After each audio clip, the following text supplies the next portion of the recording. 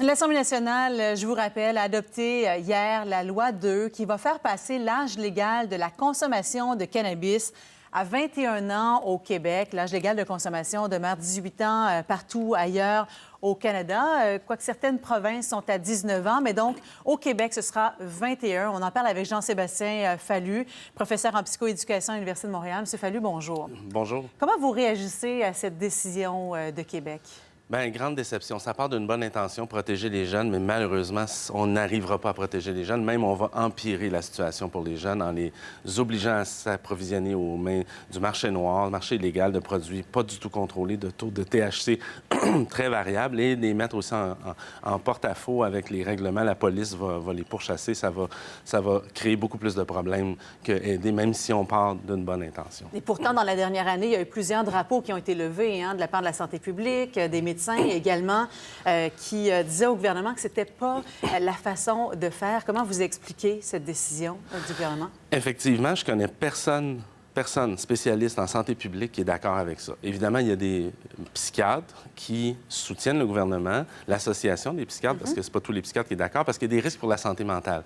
Par contre, il y a des pédiatres de l'adolescence qui sont unanimement contre.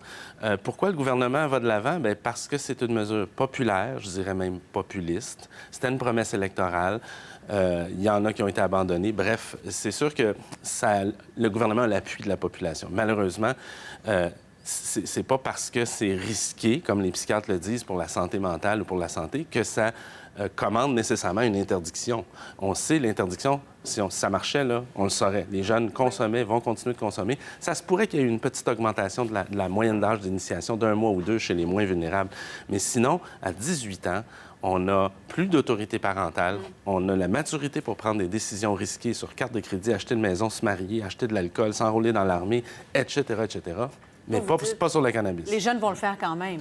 Ils vont consommer quand même. Ils vont s'approvisionner sur le marché noir. On va les perdre en brume. Exactement. Puis ils vont être moins en contact avec l'éducation, moins en contact avec des produits contrôlés et vont être beaucoup plus dans des situations justement de criminalité, voire d'irrégularité avec la loi et donc de la discrimination. Et on va à terme, vraiment beaucoup plus nuire à leur santé que les aider. Ça peut même être pire, donc, parce que ça pire. leur ouvre l'accès vers d'autres drogues aussi. Aussi, exactement. Il y a plein d'effets pervers pour à peu près ça, d'effets peut-être positifs. Puis l'approche précautionneuse dont parle Lionel Carman en disant qu'il y va de façon prudente en prenant cette décision-là, c'est pas débattable sur le plan scientifique, ça? Pas du tout, parce que justement, ça va empirer la situation. Il y a même des gens comme Daniel Weinstock, là, qui est un éthicien très connu, qui milite pour 16 ans pour le cannabis, pour des raisons de réduction des méfaits. Et le message qu'envoie le gouvernement, c'est pas un message de précaution, c'est un message incohérent qui dit aux jeunes, bien, commencez par l'alcool, un produit généralement plus dangereux pour vous. Jean-Sébastien Fallu, merci beaucoup. Merci. Merci.